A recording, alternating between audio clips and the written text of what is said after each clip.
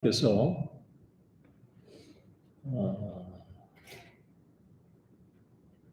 이렇게 말씀을 함께 나눌 수 있는 기회를 주신 것에 대해서 그런 아픔의 역사에도 불구하고 저를 이렇게 초청해 주신 담임 목사님, 또 세 분 장로님 보니까 얼마나 인자하고 또 좋으신지 장로님, 또 교우 여러분들 진심으로 정말 하나님께 감사를 드립니다.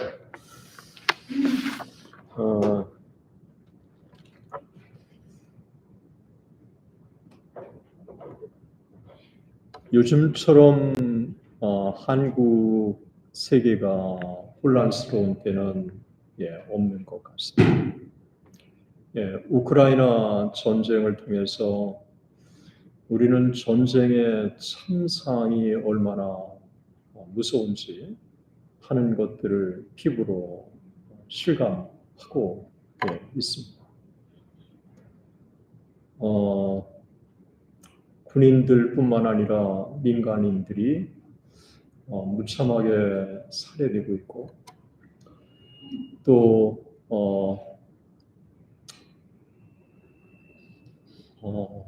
원자력 발전소를 비롯한 발전 시설들이 참혹하게 피해를 당하고 있고,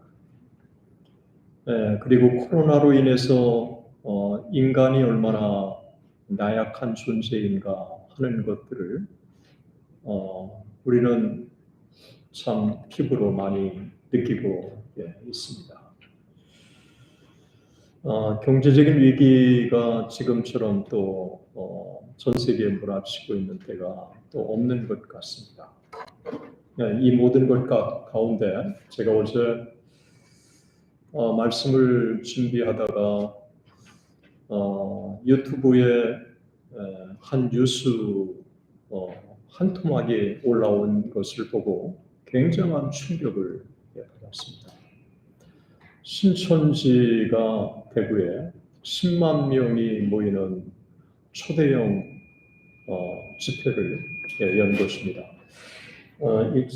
좀 죄송한데 이게 지금 제가 켰는데 이게 자꾸 소리가 나는데 이거하고 연관이 있는 건 아닌가요? 예.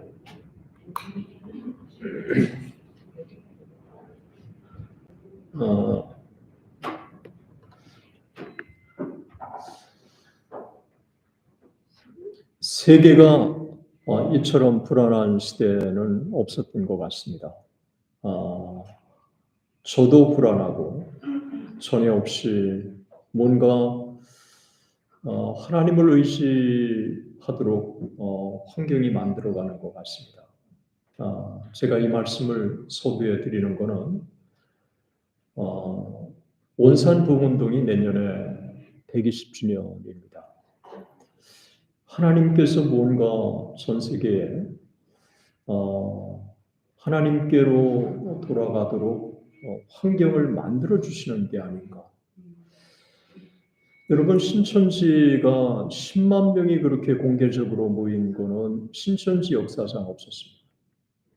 그리고 한 교단이 10만 명이 모이는 교회가 이 땅에 존재하는지 모르겠습니다. 한국이 이 10만 명의 신천지가 모이는 곳이 한국 교회가 쇠퇴해가는 거하고 비교해 볼 때 굉장히 이단의 세력에 의해서 한국 교회는 너무 나약한 존재라고 하는 것을 보여주고 있는 둘의 대비가 지금 적나라하게 일어나고 있는 것 같습니다. 그러나 성경은 사람이 숫자에 있지 않다고 하는 것을 끊임없이 기독교 역사는 일깨워주고 있습니다.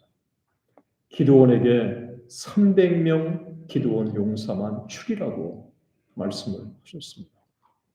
제가 오늘 여러분 앞에 함께 같이 말씀을 나누면서 베이직 교회에 계신 여러분들만이라도 정말 기도원 300 용사처럼 영적으로 무장하고 깨어난다면 뉴욕이 바꿔질 것입니다.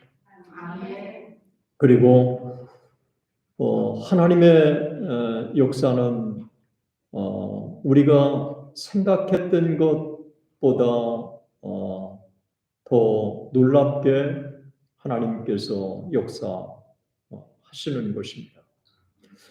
위기의 때, 이 위기의 때 누구도 부흥에 대한 목마름이 없는 이때, 여러분들이 함께 같이 부흥을 사모하고 함께 같이 하나님의 은혜를 구하는 것은 하나님의 특별한 인도하심이라고 하는 마음이 제 안에 들고 그 자체가 귀하고 소중하다고 생각합니다.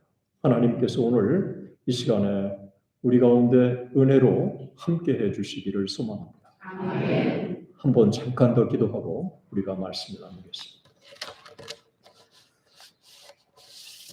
사랑의 하나님 아버지, 하나님의 은혜와 사랑을 감사합니다.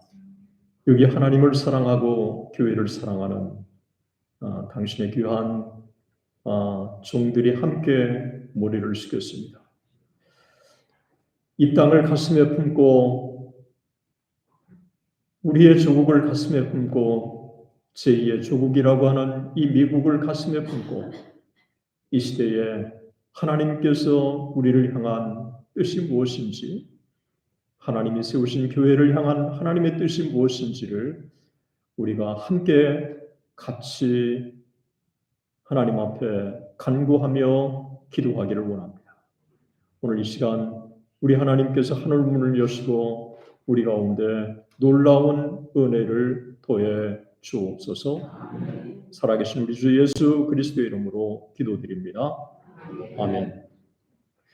1903년 봄 두 명의 여자 선교사가 무릎을 꿇고 한국교회 가운데 그리고 선교사들 가운데 부흥이 있게 해달라고 기도하기 시작했습니다. 그 두 명의 여자 선교사는 화이트와 맥컬리였습니다. 이 화이트는 남 감리교 선교사로 중국에서 활동하신 분인데 잠시 한국의 원산에 나와 있었고, 그리고 맥컬리는 캐나다 장로교 선교사인데 원산에서 함께 이 두 사람이 한국교회 가운데 선교사들 가운데 부흥이 있게 해달라고 기도하기 시작한 것입니다.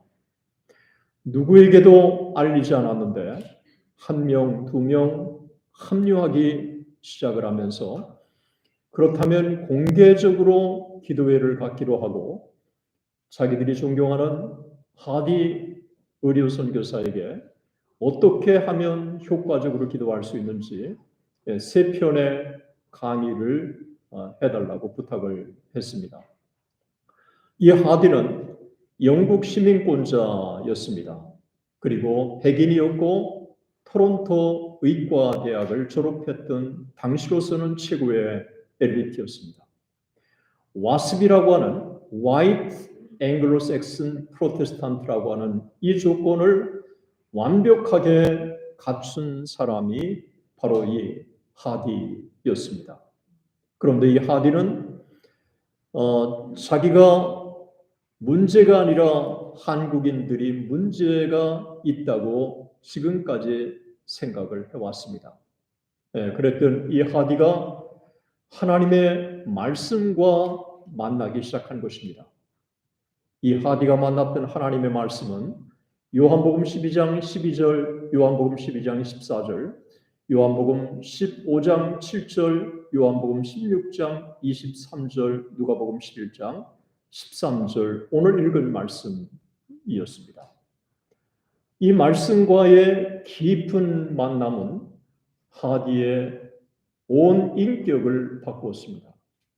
성령은 말씀을 통해 말씀과 더불어 역사한다는 게 종교개혁의 원리인데 이 하나님의 말씀이 능력의 말씀이기 때문에 이 하디 안에 역사하셔서 이 하디의 시각을 바꾼 것입니다.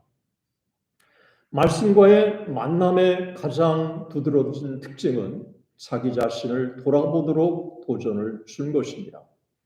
결국은 하디는 자기가 문제가 있다고 하는 사실을 깊이 깨닫게 되고, 그리고 하나님 앞에 철저하게 자기 자신을 회개하기 시작합니다. 그리고 은혜를 자기가 먼저 받고 그 다음에 공개적으로 기도회를 갖게 됐을 때 말씀을 전하게 되는 것입니다. 부흥의 역사에 한 가지 분명한 원칙이 있습니다. 그것은 은혜 받은 사람이 은혜를 나눈다는 것입니다. 지도자가 먼저 은혜를 받아야 교인들이 은혜를 받는 게 기독교 2000년의 역사였습니다. 베드로가 은혜를 받았을 때 오순절에 모인 사람들이 하나같이 큰 은혜를 받은 거였습니다. 이 하디에 이와 같은 은혜의 특별한 변화는 하나님께서 하디 자신뿐만 아니라 이민족을 향한 하나님의 기쁘신 은혜의 섭리가 있었던 거예요. 비록 거기에 참석한 1903년 8월 24일에서 30일 동안에 모인 사람들은 비록 7명의 여자 선교사들밖에 없었지만 그 7명의 여자 선교사들이 하나같이 큰 은혜를 받은 것입니다. 하디가 자신의 일기에 그때 선교사들 앞에서 자기가 공개적으로 자기의 죄를 고백할 수밖에 없었다는 이야기를 그가 이렇게 고백합니다. 그러나 내가 성령의 충만을 깨달은 후 그 첫 주일 아침 우리 원산 감리교 회중 앞에서 부끄럽고 당황한 얼굴로 나의 심령의 강박함, 나의 믿음의 결핍과 또한 이것들이 가져다주는 많은 결과들을 고백하면서 처음으로 제 확신과 회개가 실제적인 경험 속에서 무엇을 의미하는지를 알게 되었다. 선교사들 앞에서 자기가 그냥 회개했는데 그 다음 주일날 원산 감리교회 앞에 섰는데 한국인 앞에서도 동일한 이 회개를 하도록 하나님이 인도해 주신 거예요. 선교사들 앞에서 그가 무슨 죄에 대한 고백을 하냐면 그의 일기에 이렇게 적었습니다. 성령이 내게 오셨을 때 그의 첫 요구는 나의 선교사 생활의 대부분을 함께 보냈던 선교사들 앞에서 나의 실패와 그 실패 원인을 시인하게 하시는 것이었다. 그것은 고통스럽고 굴욕적인 경험이었다. 여러분, 동료 앞에서 자기의 치부를 드러내는 것처럼 힘든 게 없잖아요. 그런데 성령께서 강하게 역사하시니까 사랑하는 동료 앞에서 자기의 치부를 드러낸 거예요. 자기가 얼마나 교만했는지, 그리고 자기가 얼마나 한국인들에 대해서 디스크리미네이션 그리고 세그리게이션이 있었는지, 인종 편견과 인종 차별이 있었는지를 있는 그대로 다 드러낸 거예요. 그것은 고통스럽고 굴욕적인 경험이었다고 이 하디는 고백하고 있는 거예요. 한국인들 앞에서도 동일한 고백을 하니까 한국인들 앞에서 비로소 죄가 무엇인지를 깨닫기 시작했다고 하는 것입니다. 그러니까 한국인들만 은혜를 받은 게 아니라 동료 선교사들도 은혜 받은 것입니다. 하나님께서 이 하디의 변화된 모습을 보면서 나도 하디처럼 이러면서 하디의 변화된 모습을 통해서 게일 선교사가 은혜를 받았고 그리고 어바력 선교사도 동일한 은혜를 받은 거예요. 여러분, 동료가 동료를 통해서 은혜를 받는 것은 쉽지가 않아요. 제가 평양 대북운동을 전 세계적으로 정말 많이 나눴지만 제 총신의 졸업 동기들 앞에서 평양 대북운동을 함께 나눴던 게 제일 힘든 기억으로 기억에 남아요. 그래, 네가 얼마나 잘하나 보자. 마치 그렇게 하는 것처럼 느껴지기 때문에 진짜 말씀을 전하는 게 고통스러웠어요. 그런데요, 동료가 동료를 통해서 왜 그렇게 은혜를 받을 수 있었을까요? 예, 하디가 은혜를 받고 나서 두 가지에 나타난 현상이 있어요. 하나는 철저한 죄에 대한 고백, 그리고 또 하나는 하디의 변화였습니다. 은혜를 받고 나서요, 하디가 완전히 달라진 거예요. 얼마나 달라졌는지 같은 토론토 대학의 제임스 게일이 이렇게 설명합니다. 은혜를 받기 전에 하디와 은혜를 받은 이후의 하디는 180도 달랐다.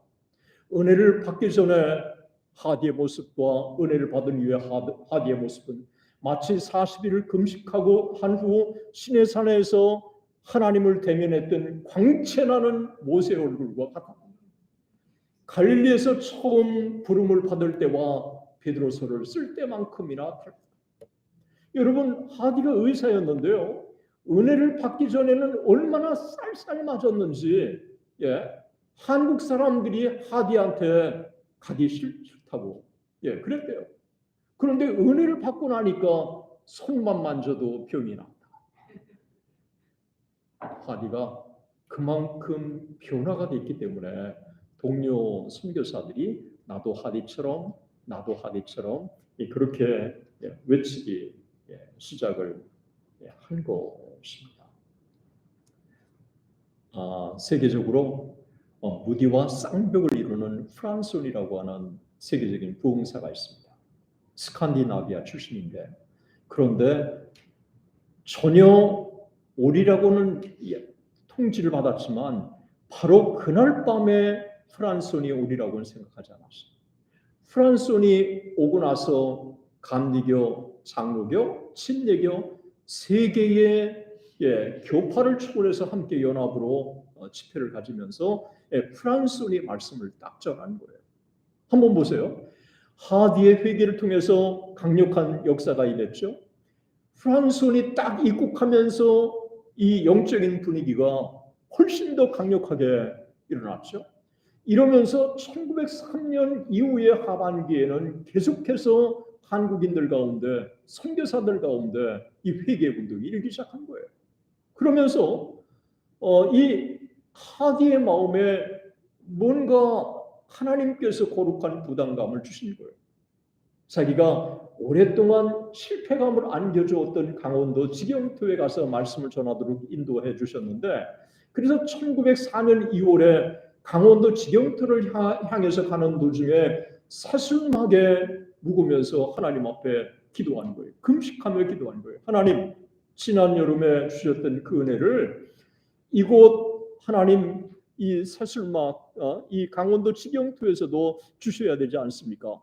그러면서 하나님의 말씀을 놓고 간절히 하나님 앞에 그가 기도하는데, 그때 그에게 큰 은혜의 말씀이 딱 떠올랐어요. 그게 여호수아 14장 9절의 말씀이었습니다.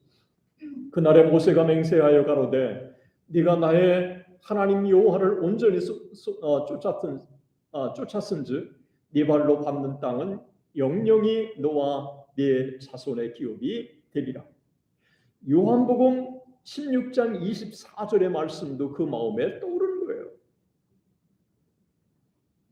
너희가 내 이름으로 아무것도 구하지 아니하였으나 구하라. 그리하면 받으리니 너의 기쁨이 충만하리라. 제가요, 놀라운 게, 여러분, 이 하디는 의사였잖아요. 그런데 금식하며 하나님 앞에 기도하고, 그리고 철저하게 하나님의 약속의 말씀을 붙들고 그가 의지한 거예요. 여러분, 이거 쉽지 않아요. 저는 이 하디라고 하는 한 인물을 하나님이 사용하시기 위해서 하나님이 그를 정말 은혜의 도구로 사용해 주셨다고 하는 생각이 제가 들어가는 거예요. 하디의 일기에 이런 기록되어 있어요. 여기 사역을 축복하실 것을 믿는 믿음으로 잠에서 깨어났다. 이 하디는요, 자기를 의지한 게 아니라 하나님을 의지했기 때문에 늘 긍정적이었던 거예요. 그리고 하나님이 자기를 부족하지만 하나님을 자기를 사용해 주실 것이라고 하는 기대감을 그렇게 가진 거예요. 우리가요, 자기를 스스로 의지해서 적극적인 사고를 갖는 이 포지티브 띵킹하고요. 나는 부족하지만 하나님께서 나와 함께 해주심으로 내가 주의 일을 능히 감당할 수 있다고 하는 주 안에서의 바울이 가졌던 내가 하나님이 주시는 능력 안에서 감당할 수 있다고 하는 이 사고는요, 본질적으로 다른 거예요. 하나님께서 베이직 교회를 부흥의 도구로 사용해 주시기를 소망합니다. 그리고 여러분 한 사람 한 사람을 성령의 충만한 도구로 사용해 주시기를 소망합니다. 우리가요, 이 적극적인 사고를 세상의 사람들도 갖는 게 중요한데 믿음 안에서 하나님을 의지하는 가운데 적극적인 우리가 긍정적으로 세상을 바라보는 거 얼마나 중요합니까? 나는 부족하지만 하나님이 나와 함께 해주심으로 우리가 세상을 이기는 거 아닙니까? 예? 너희가 세상에서 환난을 당하라 담대하라 내가 세상을 이기었노라. 세상을 이기신 그 주님이 보라 세상 끝날까지 너희와 항상 함께 있으리라. 그 주님이 우리와 함께해 주시겠다고 약속해 주신 것입니다. 그 주님은 어제나 오늘이나 내일이나 변함이 없으신 줄로 믿습니다.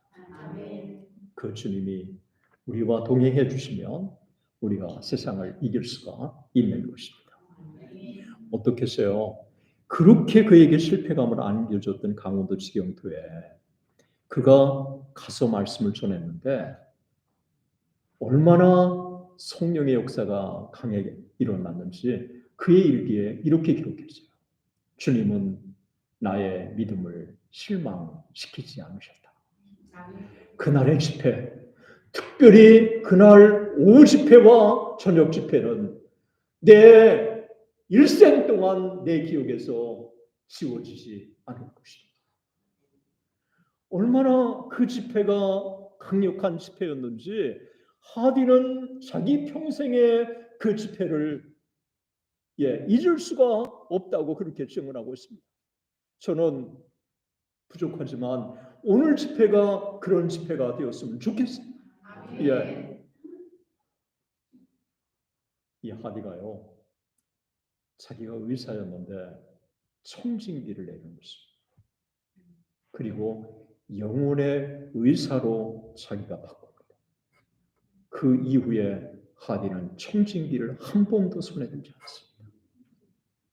이거요, 쉬운 게 아닙니다. 여러분, 의사가 자기 의사의 직업을 포기한다고 누가 돈을 주면서 하라고 그래 보세요. 할 수 없어요. 그런데 성령께서 그 안에 강하게 역사하시니까 자기를 영혼의 의사로 부르셨다고 하는 이 확신이 드니까 오히려 청진기를 내려놓고 하나님께서 자기를 부르신 영혼의 의사로 가는 곳마다 하나님의 복음을 증거하면서 그러면서 한반도 전역에 놀라운 부흥의 불씨가 되는 거예요. 하디가 서울 작골로 가죠. 제물포로 가죠. 개성에 가죠. 놀라운 부흥이 일어납니다. 그러면서 1904년 6월에 부흥회라고 하는 말이 처음으로 한국에 등장합니다. 그리고 1904년에 10월 달에 그가 11월에 안식년을 가기 전에 10월 달에 그가 서울과 평양과 그리고 제물포에 가서 복음을 전하는데 놀라운 성령의 역사가 나타났어요. 여러분, 이렇게 부흥의 불길이 타오르기 시작하면서 이제 하디는 안식년을 떠났는데도 불구하고 1905년 개성을 중심으로 성령의 역사가 타오르기 시작한 거예요.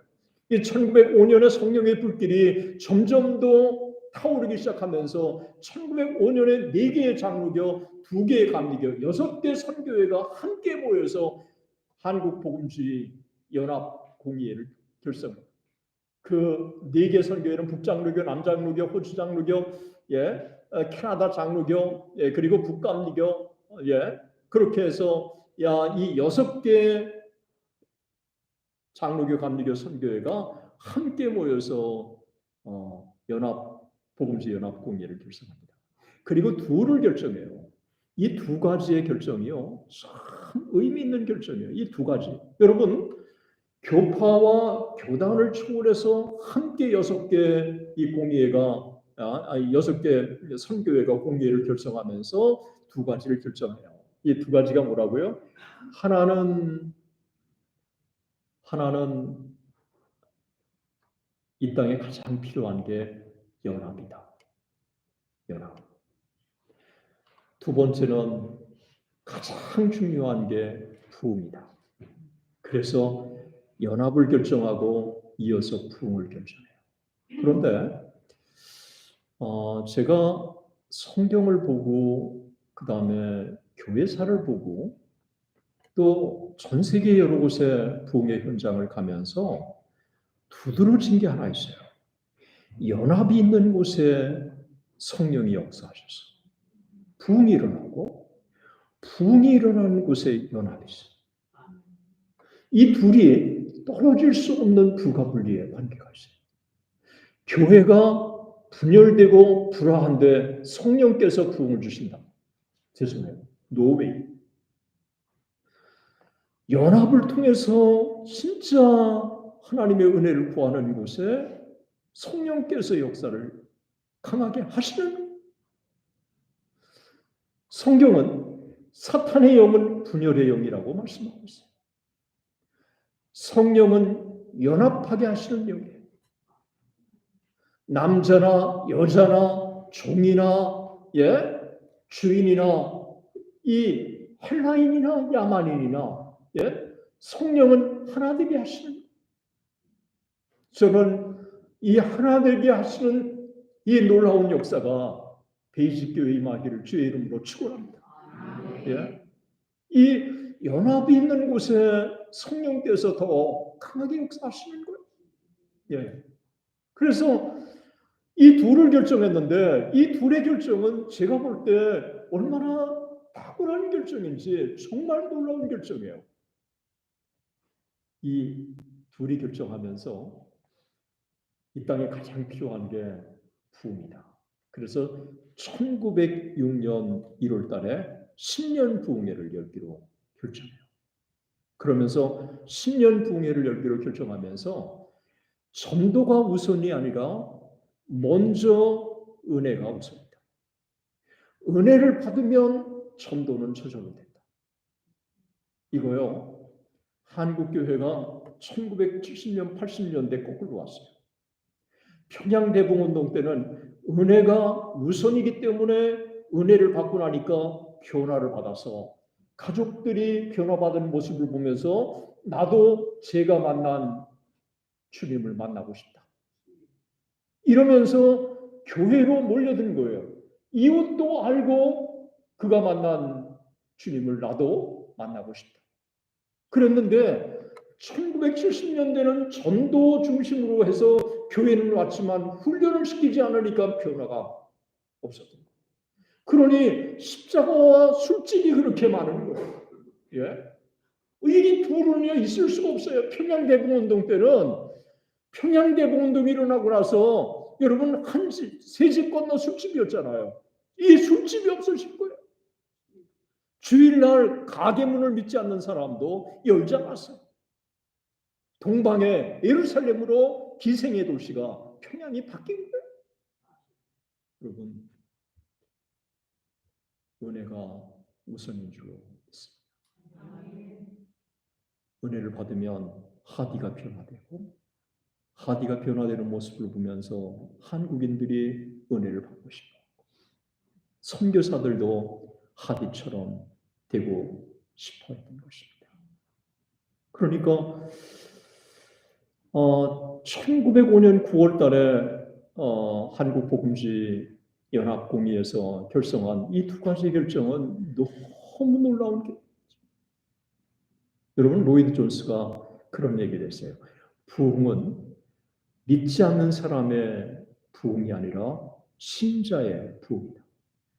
믿지 않는 사람들이 부흥을 경험한 적이 없어요. 먼저 신자들이 부흥을 경험해야 한다는 것입니다. 여러분 아멘이세요? 아멘. 저는 제가 확언할 수 있습니다. 베이직교회 오늘 이곳에 모인 여러분들이 진짜 성령의 놀라운 은혜로 교훈을 받는다. 하나님께서 뉴욕을 바꿔 주실 줄로 믿습니다. 예. 제가 이 목사님 옛날 다 잊으세요. 지금이 중요하잖아요. 이 목사님 수제자라고 생각해요. 지금 이렇게 귀한 목회하고 그러는 제자 많지 않아요. 사랑합니다. 이렇게 참 아주 성실하게 목회하고 부흥을 함께 나누고 여러분 죄송해요. 이게 소위 명문대 출신자들 목회가 많지 않아요. 여러분 성균관대학교 진짜 명문입니다. 저는 어떻게 간신히 그냥 들어갔지만 이 목사님은 굉장히 공부 잘한 걸로 알고 있어요. 여러분 이 말씀을 전하면서 여러분들이 진짜 은혜 사모하는 게 느껴져요. 여러분 이 영적으로 메마른 때 무언가 하나님은 위대하신데 하나님은 부흥을 주시기를 원하시는데 정말 준비되지 않는 이 시대 속에서 여러분들이 하나님 앞에 은혜의 도구가 되기를 주의 이름으로 축원합니다. 우리는 부족하지만 하나님께서 우리와 함께 해주시면 우리가 하나님 앞에 귀하게 쓰임받을 수 있는 줄로 믿습니다.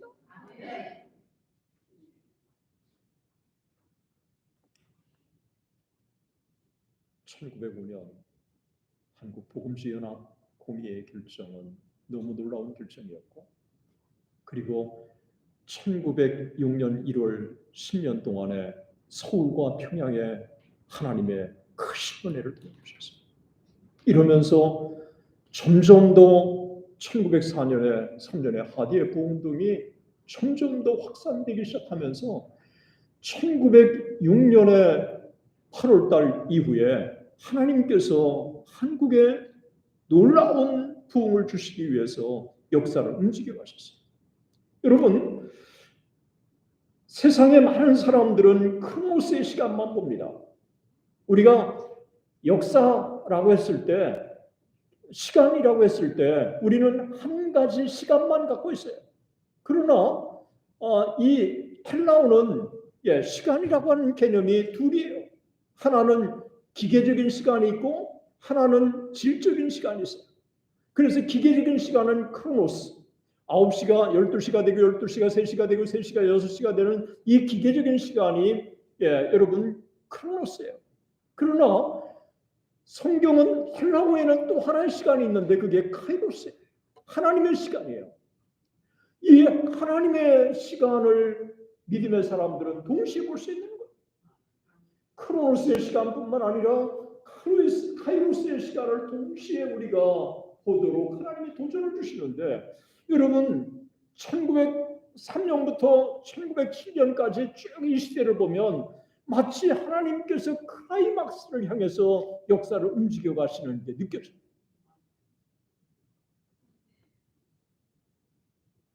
(1906년 8월) 이후에 4개의 중요한 사건이 일어납니다.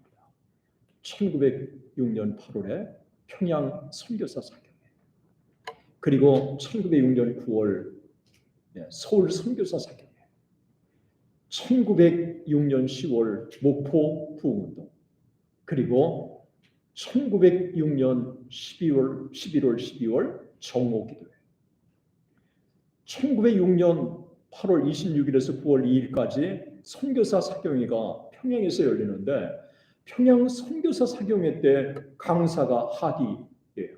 안식년을 마치고 와서 하디가 평양 선교사 사경회를 인도한 거예요. 요한일서를 가지고 인도하는데 요한일서 가지고 말씀을 전했을 때 이 청중들이 큰 은혜를 받은 거예요. 가장 큰 은혜를 받은 사람 중에 하나가 한국에서 가장 큰 교회인 장대현 교회 담임 목사 그레함 리가 은혜를 받은 거예요. 메모하고 이걸 가지고 와서 장대현 교회 재직상회의를 열었는데 재직들이 하나같이 큰 은혜를 받은 거예요. 12살 먹은 로제타 쇼드홀의 아들 쇼드홀도 은혜를 받았어요. 쇼드홀이 이렇게 얘기해요.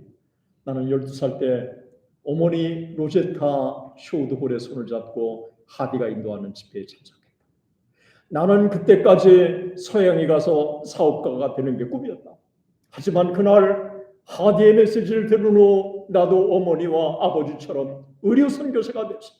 나의 생애를 한국을 위해서 바치기로 결심했다. 나는 과거에도 결심이 있었지만 작심삼일로 끝나고 말았다. 하지만 그날의 결심, 지금까지 나를 지배해 왔다.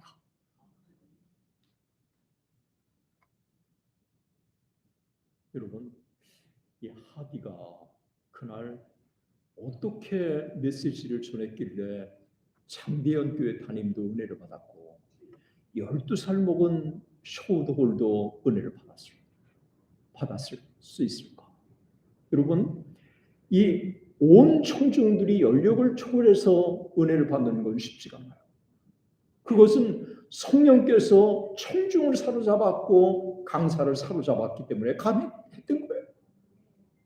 그래서 제가 평양대북운동 2000년에 책을 쓸 때까지만 해도 그때 하디의 설교를 찾고 싶었는데 이 하디의 설교를 찾지 못하는 거예요. 그러다가 쇼드홀이 나중에 그가 세상을 떠나기 전에 회고록을 하나 써요. 닥터홀의 조선 회상이라고 그가 회고록을 하나 써요. 이 회고록에 하디의 그때 설교가 실려 있는 거예요. 하디의 그때 은혜 받은 설교를 일기에 메모를 해놨다가 나중에 회고록에 삽입을 한 거예요. 그때 하디의 설교 어떻게 설교했는지 한번 볼까요? 하디가 제가 한번 이런 설교할 마지막 딱 한 편만의 설교를 할 수 있다면 이 하디가 외쳤던 설교를 좀 하고 싶을 정도로 정말 이 자체가 은혜가 하디가 이렇게 그날 설교했습니다. 우리가 인간 육체의 힘만으로는 우리의 이상, 열망 그리고 교리를 구현할 수 없다는 사실을 일단 하나님 앞에서 인식한다면 우리는 우리의 영원한 선생님이시고 위로자 되시는 하나님이 약속하신 선물 성령을 받기 위해 마음의 문을 활짝 열어야 할 것입니다. 성령의 역사에 복잡함으로써 우리는 한편으로 하나님의 무조건적인 사랑에 다른 한편으로 우리 이웃에 대한 사랑에 응답할 수 있습니다. 이 말은 뭘까요?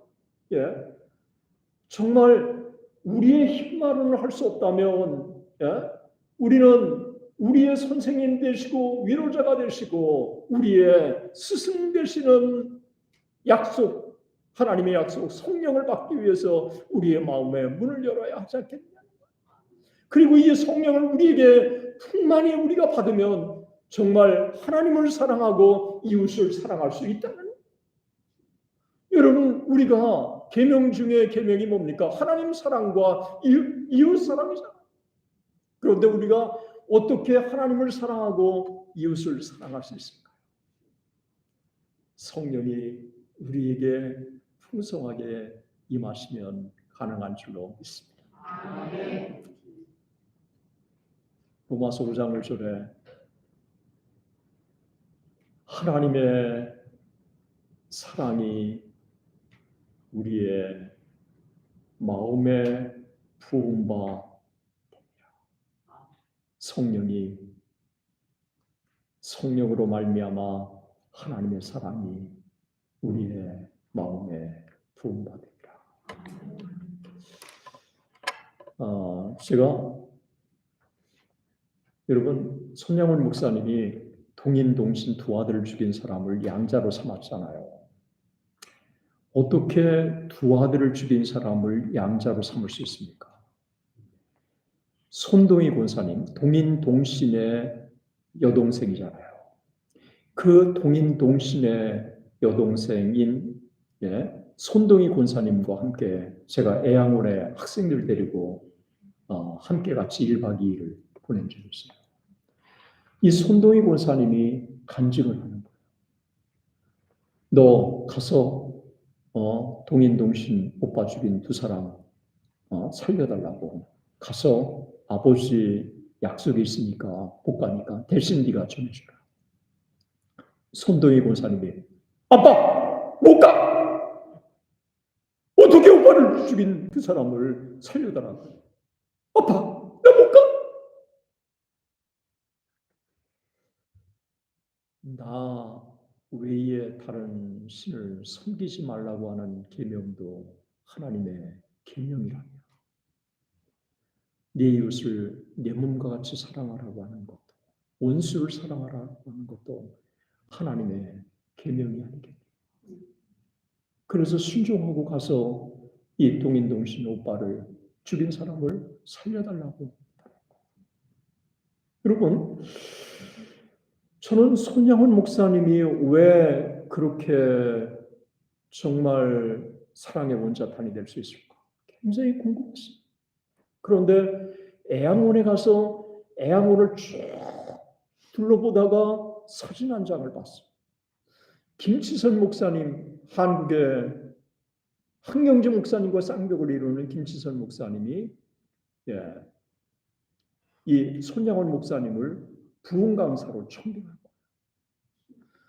성령의 충만을 평생 동안 사모한 거예요. 그러니까 성령의 충만을 받았기 때문에 스데반이 자기를 돌로 죽이는 그들을 용서해달라고 했던 것처럼 그렇게 성령의 충만을 받았기 때문에 원수까지 사랑할 수 있는, 우리의 힘으로 할 수 없지만 성령이 우리와 함께 해주시면 우리가 원수까지 사랑할 수 있는 줄로 믿습니다.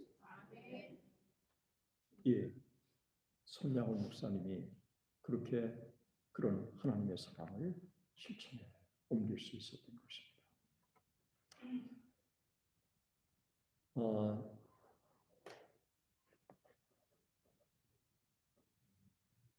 이 하디의 메시지에 쇼드홀이 은혜를 받고요. 그가 고학을 하면서 미국에 와가지고 토론토 의과대학을 졸업해요. 그리고 아내도 유펜 의과대학을 졸업하고요. 한국의 부부가 교례요양원을 만들어서 해주의 교례요양원을 만듭니다. 그리고 크리스마스 시를 여러분 아시죠? 한 사람이라도 더 폐결핵 환자를 살리기 위해서 크리스마스 시를 만든 것도 바로 12살 때 은혜를 받은 쇼도홀이에요. 자기가 평생 동안 결핵 환자를 위해서 의료 사역을 하겠다고 해서 구세병원을 만든 거예요. 이 하디의 메시지를 통해서 놀라운 은혜를 받은 이 평양 지역의 선교사들이 서울로 왔는데 서울에 와가지고 하워드 에그니 존스톤의 설교를 들으면서 큰 은혜를 받은 거예요. 이 하워드 에그니 존스톤이 제가 인도 카시를 다녀왔는데 인도 카시에 놀라운 은혜가 임하고 있습니다. 저는 이 한국에서도 놀라운 은혜가 임하기를 주님의 이름으로 축원합니다. 참석한 사람들이 아멘 아멘 합니다. 그런데 이때 하워드 에그니 존스톤이 이런 얘기를 했어요. 인도 카시 부흥은 다른 데 있었던 게 아니라 통성기도에 있었습니다. 이때서부터 한국이 부흥을 달라고 통성으로 기도한 거예요. 통성기도가 1906년 9월 달에 하워드 에그니 존스톤이 한국에 소개하면서 통성기도가 시작된 거예요. 이 통성기도 지금도 여러분 인터넷 치고 그러면 통성기도 그러면 한국 사람들의 기도. 그래서 통성기도로 T로 시작해가지고 그렇게 이제 재벌이라고 하는 고유명사가 정착된 것처럼 통성기도도 그대로 정착이 딱 됐습니다. 여러분 이 통성기도 저는 하나님께서 한국교회를 살리는 원동력이었다고 생각해요. 새벽 기도와 통성 기도가 한국 교회의 트레이드마크. 한국 교회가 시들었다고 하지만 오늘도 새벽에 나와서 기도하는 사람들 정말 많습니다. 예. 그리고 통성으로 은혜를 달라고 하나님 앞에 기도하는 사람들이 얼마나 많습니까? 하나님께서 한국에 이렇게 은혜를 달라고 기도하기 시작하니까 하나님께서 6개월도 되지 않아 은혜를 주신 거예요. 1906년 10월 달에 목포 부흥운동이 일어나죠. 그리고 11월부터 정옥기도회가 한국에 일어나죠. 그리고 하워드 존스턴이 평양에 와가지고 이렇게 얘기해요. 1904년에 웨일즈 부흥운동의 주역 이반 로버츠처럼 한국의 부흥의 주역으로 쓰임받을 수 있는 사람, 원하는 사람 손 들어보라고. 이때 여러분 손을 번쩍 든 사람이 그 유명한 길선주. 그래서 내 믿음대로 될지어다. 이때 길선주가 큰 은혜를 받고요. 그리고 그가 황해도 도사경회를 인도했는데 맨 앞에 은혜를 간절히 사모하는 사람이 있어요. 그 유명한 김익두가 은혜를 달라고 사모하는 거예요. 그래서 김익두가 큰 은혜를 받은 거예요. 여러분, 김익두가 얼마나 깡패였습니까? 시장에 가는 사람들이 선왕당에 돌 던지고 갔잖아요. 김익두 만나지 않게 해달라고. 예, 그랬던 김익두가 은혜를 받고요. 달라진 거예요. 하나님이 길선주를 준비해 주시고 김익두를 준비해 주시고 그리고 하나님께서 놀라운 평양 대부운동에 놀라운 은혜를 1907년에 주신 거예요. 내년 하비 원산부운동 120주년입니다. 저는 하나님께서 누군가를 한국교회, 새로운 이민교회와 한국교회 부흥을 위해서 준비해 주신 교회가 있다고 믿습니다. 그리고 목회자도 있고 그리고 그때는 길선주가 장로였어요. 평신도도 있다고 생각합니다. 저는 여러분의 교회가 그런 교회가 되었으면 좋겠습니다. 그리고 하나님께서 은혜를 사모하는 사람들에게 은혜를 주신다고 조나단 에드워즈는 말했습니다. 부흥은 하나님의 주권적인 선물이다. 그러나 아무 곳에나 임하는 것이 아니라 사모하는 곳에 임한다. 여러분 아멘이세요? 아멘. 저를 따라서 하시죠. 부흥은 하나님의 주권적인 선물이다. 그러나 아무 곳에나 임하는 것이 아니라 사모하는 곳에 임한다. 여러분 아멘이세요? 성령은 사모하는 사람에게 주시는 영이에요. 1740년 42년 1736년 38년 놀라운 부흥운동이 미국에서 일어납니다. 조나단 에드워즈가 부흥의 주역으로 쓰임받았습니다. 그런데 그 부흥이 일어나기 전에 영적으로 정말 메말랐습니다. 영적으로 메마른 가운데 하나님께서 전혀 예기치 않게 1차 대각성운동을 주신 거예요. 저는 미국과 전 세계 이와 같은 부흥의 역사도 마찬가지라고 생각합니다. 지금은 전 세계적으로 볼 때 우리가 의지할 대상은 하나님밖에 없다고 하는 것으로 지금 움직여가고 있는 것 같아요. 예, 우크라이나 전쟁이 그렇죠. 그리고 미국과 중국의 대립이 그렇죠. 그리고 한반도를 둘러싼 북핵의 문제가 그렇죠. 코로나 위기가 그렇죠. 그리고 신천지의 특세가 그렇죠. 마치 사탄이 우리를 압도하는 것과 같은, 그래서 어떻게 해야 할지 모르는 이와 같은 상황 속에 우리가 있습니다. 그러나 이때 하나님께 우리가 기도한다면 하나님께서 우리에게 부흥을 주시는 줄로 믿습니다. 그리고 하나님께서 우리에게 부흥을 주신다. 하나님께서 다시 우리가 영적으로 깨어날 수 있는 줄로 믿습니다. 1906년에 10월 달에요. 목포에 놀라운 부흥운동이 일어나고 나서 1906년 10월 달에 일어난 부흥의 소식을 평양 사람들이 듣고요. 하나님 우리에게도 동일한 은혜를 주십시오. 하나님 앞에 기도하기 시작한 거예요. 여러분 정말 놀랍게도요. 이 부흥의 소식을 전해주면 그 부흥의 소식을 들은 사람들이 이 부흥을 달라고 갈급하도록 하나님 앞에 기도하게 돼요. 그런데 그 하나님은 놀랍게도 참 은혜롭게도 한쪽에만 주시지 않고 사모하는 그곳에 또 주세요. 그리고 은혜를 받은 사람이 또 가서 은혜를 나누려고 한다면 동일하게 하나님께서 은혜를 주시는 거예요. 이 목포에서 주신 은혜를 하나님 우리들에게도 달라고 정오에 모여서 하나님 앞에 기도하기 시작한 거예요. 이 정오에 기도하면서 1907년 1월 2일부터 15일까지 평안남도 도사경회가 열렸는데 이 도사경회 동안에 1월 14일, 15일 마지막 이틀 동안에 은혜를 주신 거예요. 얼마나 강력한 은혜였는지 그때 은혜의 현장에 있었던 한 사람이 이렇게 증언합니다. 우리는 매우 놀라운 은혜를 경험하고 있습니다. 성령께서 권능 가운데 임하셨습니다. 장대인께서 모인 지난밤 집회는 최초의 실제적인 성령의 권능과 임재의 현시였습니다.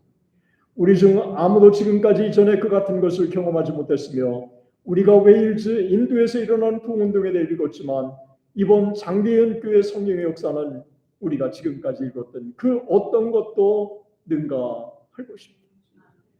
여러분 1907년에 놀라운 부흥운동이 일어났을 때 하나같이 동일한 고백을 하는 그 용어가 있어요. 지금까지 우리가 한 번도 경험하지 못했던, 그러니까 이 성령의 역사가 얼마나 강력했는가를 보여주고 있어요.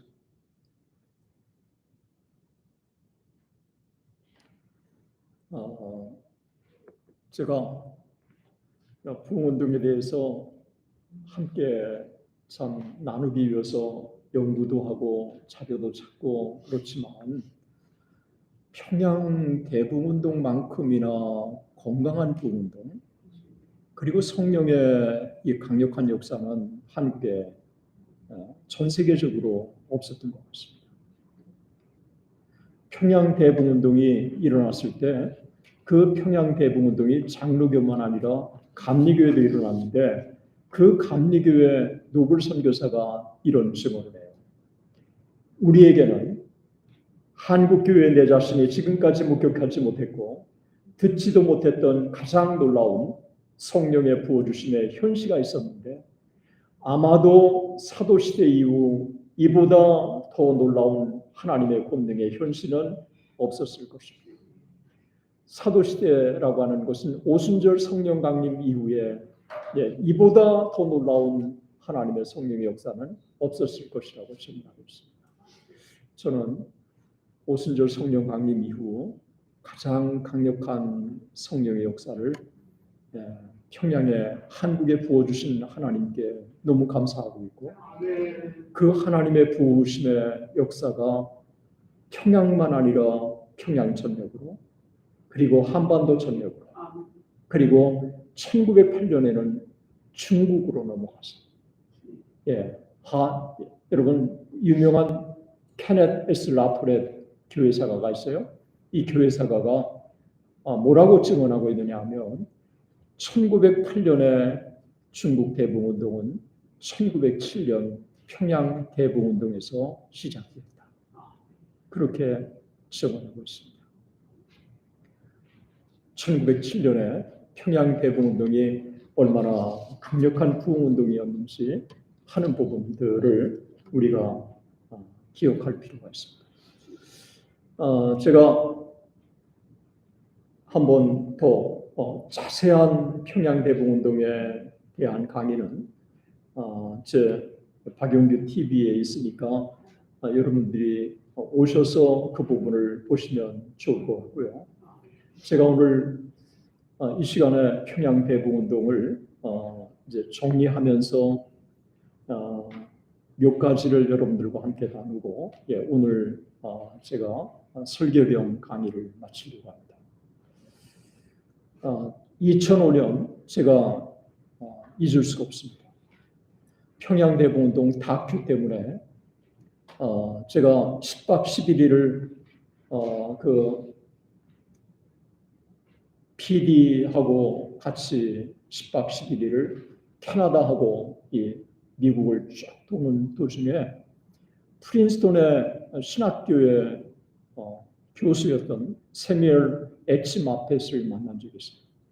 세뮤엘 H. 마펫이 뭐라고 얘기하고 있느냐 하면 그 당시에 120년의 한국 교회 역사 속에서 단 한 가지의 사건을 꼽는다면 자기는 평양 대북운동을 꼽고 여러분 예일의 라토렌 밑에서 교회사를 제대로 배운 그분이 한국에 120년 동안 한 사건을 꼽는다면 평양 대북운동을 꼽는다고 그렇게 얘기했습니다.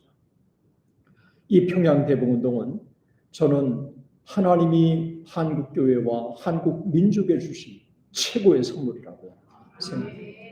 그래서 어디 가든지 평양 대북운동 앞에 한국 교회와 민족을 살린 평양 대북운동이라고 그렇게 제가 늘 붙이고 있습니다.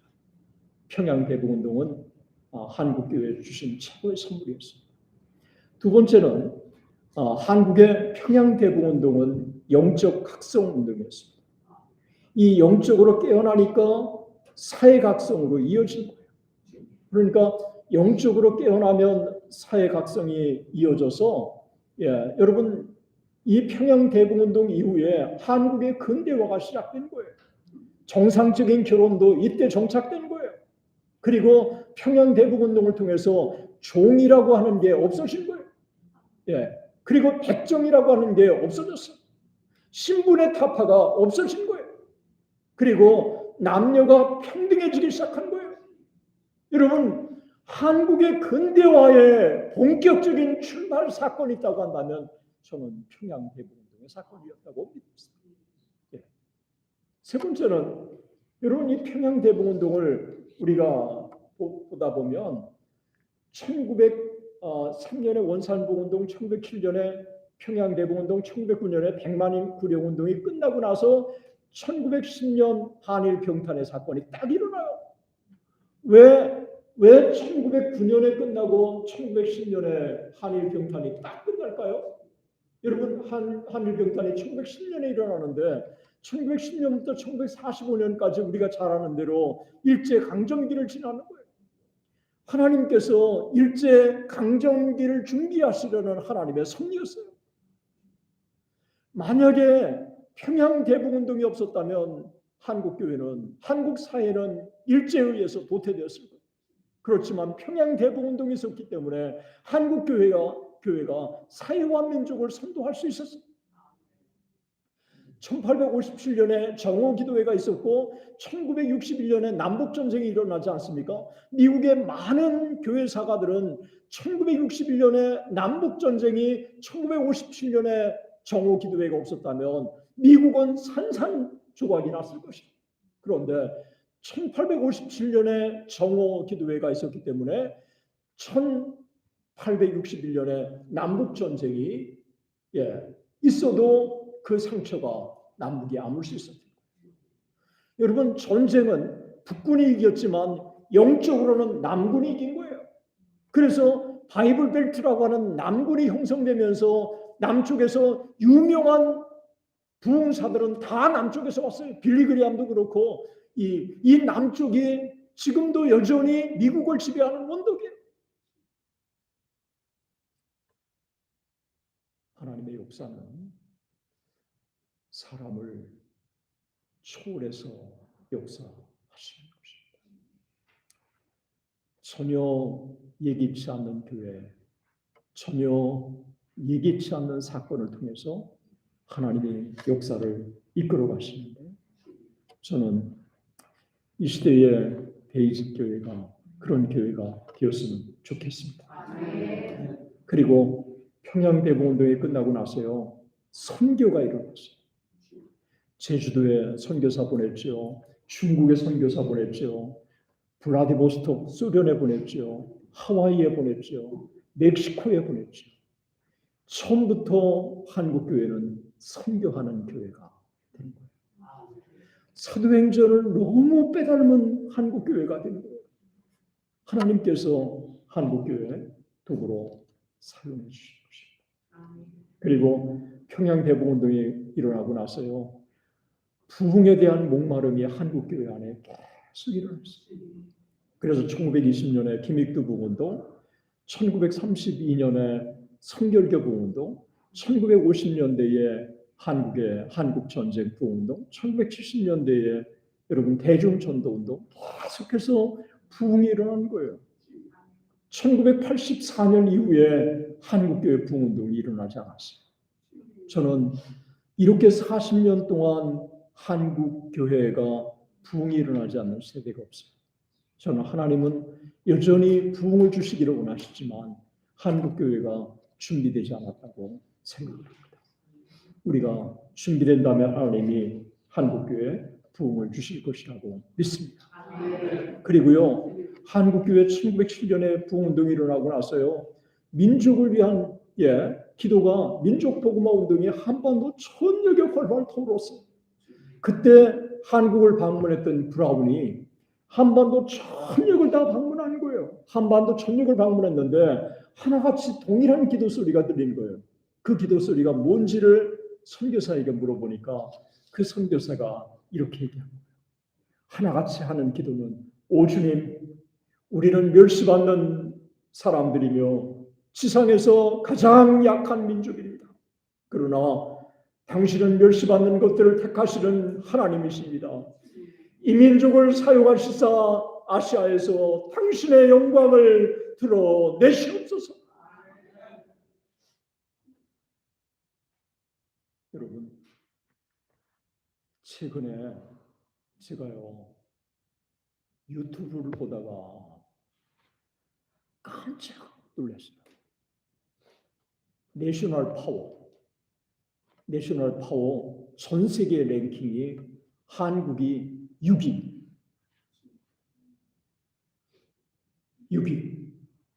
첫째 미국, 둘째 중국, 셋째 소련, 넷째 독일, 다섯째 영국, 그 다음 한국. 한국이 일본과 프랑스보다도 더 위에요. 6위. 우리가 이해할 수 없는 차원에서 한국은 그보다 더 상승할 수 있다고 믿습니다. 여러분 한번 보세요. 우리는 멸시받는 사람들이며 지상에서 가장 약한 민족입니다. 그런데 여러분 110년 만에 어떻게 한국이 세계 6위가 될 수 있습니까? 하나님은 하실 수 있는 줄 믿습니다. 그리고 우리가 하나님 앞에 기도하는 것 하나님이 들으시는 줄로 믿습니다. 왜 이렇게 한국을 들어 세우실까요? 제사장 나라로 만드시기 위해서입니다. 의의 복음을 전하기 위해서 하나님이 이 민족을 축복해 주시는 줄 믿습니다. 우리 이 민족을 살려달라고 하나님 앞에 기도했는데 그 기도를 하나님이 들으신 것이죠. 오늘 우리가 하나님 앞에 이 민족을 살려달라고 기도한다면 앞으로 110년 후에 하나님은 미국과 복음가를, 아니 미국보다도 더 전 세계에 하나님께 영광을 돌리는 나라와 민족으로 하나님이 이 민족을 사용해 주실 줄 믿습니다. 그리고 120년 전에 일어났던 평양 대복운동은 지금도 1995년에 미튼 대복운동이 일어났고요. 2005년에 인도 가니까 인도에서도 부흥이 일어나고 있고요. 제가 에즈베리 가니까 에즈베리에서도 일어나고 있어요. 여러분, 위튼에 지금도 미국에 술집이 없는 도시 어디 있는지 아세요? 위튼이 그렇습니다. 그리고 에즈베리가 있는 윌모어가 그렇습니다. 술집이 없습니다. 제가 가니까 그 도시를 성령께서 접수한 것처럼 느껴집니다. 평양 대봉운동에 임하신 그 놀라우신 성령의 기름 부으심이 다시 우리 가운데 임하시기를. 그래서 이 민족과 이 나라를 하나님께서 위대하게 사랑하셨습니다. 제1의 조국 대한민국, 제2의 조국 미국이 계속해서 하나님께서 사용하시는 나라와 민족이 되도록 우리 기도하십시다. 기도하겠습니다. 사랑의 하나님 아버지, 하나님의 은혜와 사랑을 감사합니다.